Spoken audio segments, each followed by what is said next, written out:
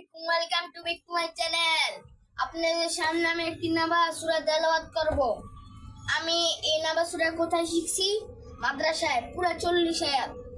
তো এখন আমি বলবো, আউযু বিল্লাহি মিনাশ শাইতানির রাজিম, বিসমিল্লাহির রহমানির রহিম, আম্মা ইয়াতাসাআলুন আনিন নাবাইল আযীম الذي هم فيه مختلفون كلا سيعلمون ثم كلا سيعلمون ألم نجعل الأرض مهادا والجبال أوتادا خلقناكم أزواجا وجعلنا نومكم سباتا وجعلنا النهار معاشا وبنينا فوقكم سبعا شدادا وأنزلنا من المعصرات ماء ثجاجا لنخرج به حبا ونباتا وجنات ألفافا إن يوم الفصل كان ميقاتا يوم ينفخ في الصور فتأتون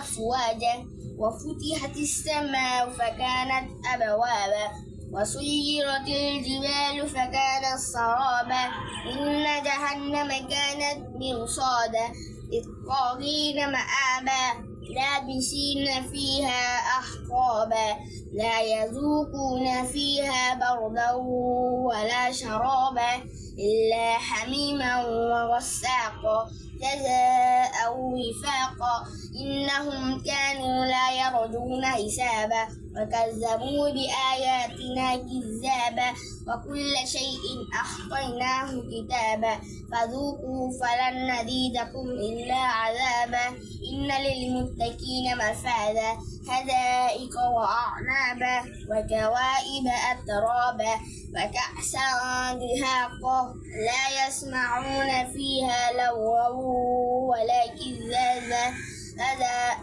من ربك عطاء حسابا رب السماوات والأرض وما بينهما الرحمن لا يملكون منه خطابا ذلك اليوم الحق فمن شاء اتخذ إلى ربه مآبا إنا أنذرناكم عذابا قريبا يوم ينظر المرء ما قدمت يداه ويقول الكافر يا ليتني كنت ترابا।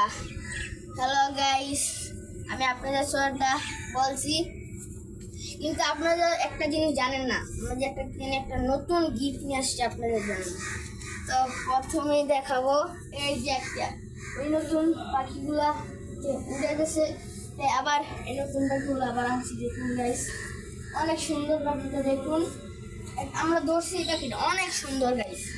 আর আপনাদের একটা কথা বলি, আপনাদের ঈদের শুভেচ্ছা, সবাই ভালো থাকবেন। আসসালামু আলাইকুম।